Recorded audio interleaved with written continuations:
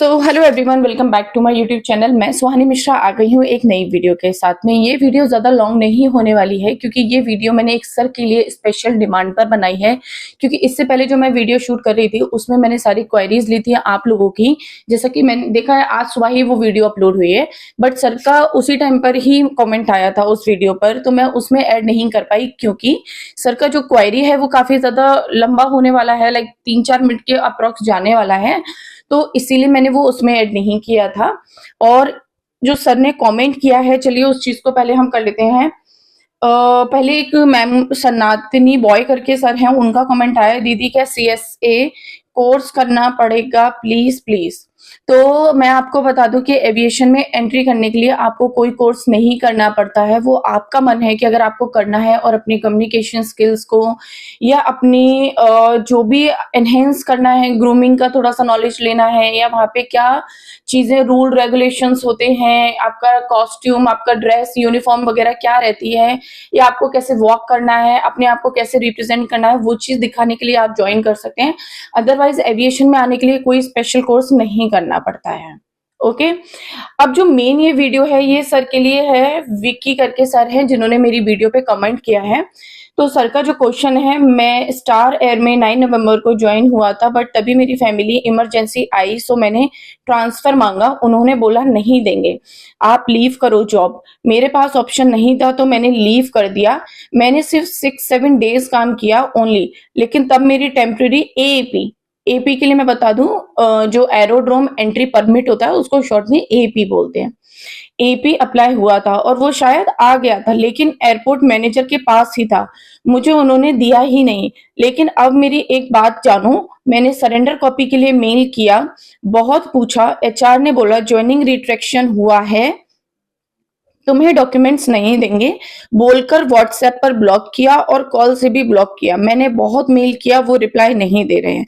लेकिन मैम मैं अभी एआई सेट्स में, एयर इंडिया सेट्स में as a customer service executive select हुआ हूँ, तो आगे मुझे प्रॉब्लम आएगी या नहीं ये बताओ प्लीज मैम, हेल्प करो। डॉक्यूमेंटेशन में एपी रिलेटेड इश्यूज नहीं आएंगे ना, बताओ मैम प्लीज रिप्लाई में। तो सर मैं आपको बताना चाहूंगी इसका जो सोल्यूशन ये है कि मैं आपको पहले ये बता दूं कि जो टेम्परेरी एपी होता है उसकी जो ड्यूरेशन होती है वो आपका 1 हफ्ते का भी होता है, 2 दिन का भी होता है, 10 दिनों का भी होता है, 15 डेज के लिए भी होता है, और उसका जो मैक्सिमम ड्यूरेशन होता है टेम्पररी एपी का वो 1 महीना होता है। बट यही अगर हम परमानेंट एपी की बात करें जो आपका बन जाता, उसका जो ड्यूरेशन होता है परमानेंट एपी का वो आपका 1 साल से लेके 3 साल तक होता है। उसके बाद आपका दोबारा वो रिन्यू होता है, आपको दोबारा से अप्लाई करना पड़ता है। और रही बात सरेंडर कॉपी की, तो मैं आपको बताना चाहूंगी कि जो सरेंडर कॉपी है वो आपके परमानेंट एपी के लिए जरूरी होती है। जैसा आपको आपकी कंपनी ने बोला है, जो भी स्टार एयर थी उन्होंने आपको अगर ये बोला है कि ज्वाइनिंग रिट्रैक्शन हुआ है क्योंकि आप पीछे हटे, आपने स्टेप बैक किया है, तो यही है, इसीलिए वो आपको बाकी के डॉक्यूमेंट्स नहीं दे रहे हैं। और उनका जो भी ये रूड बिहेवियर है वो इसीलिए रहा है क्योंकि आपने बैक स्टेप लिया हुआ है। तो आप परेशान मत होइए क्योंकि आपका टेम्परेरी एपी है, आपने उसको रिसीव नहीं किया है, वो आपके मैनेजर तक ही रहा है और आपने जॉब छोड़ दिया है। आपने आगे वहां पे ना वापस से रिज्वाइन करने का कोशिश किया है ना कोई भी, और आपने प्रॉब्लम दिखाकर वहां से लीव किया है। तो जो आपका टेम्परेरी एपी इशू हुआ होगा आपके मैनेजर के पास होगा, उसको वापस से उन लोगों ने डायल में भेज दिया होगा वो सेम इशू बताकर, और वो आप तक नहीं आया है, वो भी उनके पास रिकॉर्ड है। तो आप परेशान मत होइए, टेम्परेरी एपी के लिए सरेंडर कॉपी के लिए जरूरत नहीं पड़ती है। तो आपका टेम्परेरी एपी था, सरेंडर कॉपी की जरूरत नहीं रहेगी। और आपका जो एयर इंडिया सेट्स में हुआ है, फर्स्ट ऑफ ऑल उसके लिए कांग्रेचुलेशन, बट वहां पे डॉक्यूमेंटेशन का इसकी वजह से कोई भी इशू नहीं आएगा। ओके, क्योंकि जो हमारा परमानेंट एपी है वो बीकेएस इशू करता है, बट जो टेम्परेरी है वो हमारा एयरपोर्ट मैनेजर्स वगैरह इशू करते हैं। इसीलिए आप परेशान मत होइए, आपका जो भी उसकी सरेंडर कॉपी है उसकी नीड नहीं पड़ेगी और आगे डॉक्यूमेंटेशन में कोई भी इशू नहीं आएगा।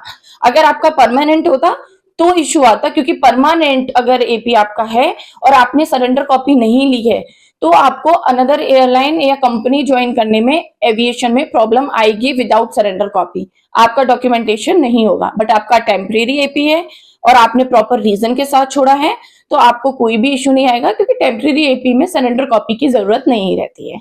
तो बिल्कुल भी मत घबराइए, आराम से अपना डॉक्यूमेंटेशन करिए, सारी डॉक्यूमेंट्स वगैरह लेकर जाइएगा।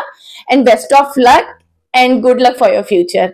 एंड गाइस, अगर किसी को भी कोई भी डाउट रहता है तो प्लीज कमेंट करिएगा। एक चीज और मैं आपको बताना चाहूंगी कि सैलरी का क्राइटेरिया, जो भी मैंने कमेंट्स अभी रीड किए हैं, देखा है कि सैलरी मैंने नहीं बताई है। मैंने आपको क्राइटेरिया बताया है, जो अंडर ग्रेजुएट रहते हैं उनका क्राइटेरिया क्या है वीडियो में, जो अभी मैंने आज सुबह वीडियो अपलोड की है। और जो ग्रेजुएट है उनका क्राइटेरिया क्या रहता है, या जो हायर पोस्ट पर गए हैं उनका क्राइटेरिया, और जो ऑलरेडी एक्सपीरियंस्ड है उनका क्राइटेरिया क्या रहता है। जो एयर इंडिया सेट्स में है, फ्रेशर का और जो ग्रेजुएट है उनका क्राइटेरिया सैलरी का अलग है। बट अगर आप अंडर ग्रेजुएट हैं और आप फ्रेशर भी हैं तो आपकी सैलरी का क्राइटेरिया अलग रहेगा। तो आप प्लीज 2-3 चीजों को साथ में मिक्स मत करिए, बिकॉज वो आपको ही प्रॉब्लम क्रिएट करेगा। I hope it will help you. अगर और किसी को कोई भी डाउट है तो प्लीज आप कमेंट कर सकते हैं, और मुझे सब्सक्राइब करना मत भूलिएगा if you like my video. और सर, अगर ये वीडियो आपके लिए हेल्पफुल रहा है तो प्लीज आगे भी मेरे साथ जुड़े रहिएगा। Okay, and I'm here to help you. Thank you guys. Thank you for watching this video. Bye bye. Take care. Radhe Radhe.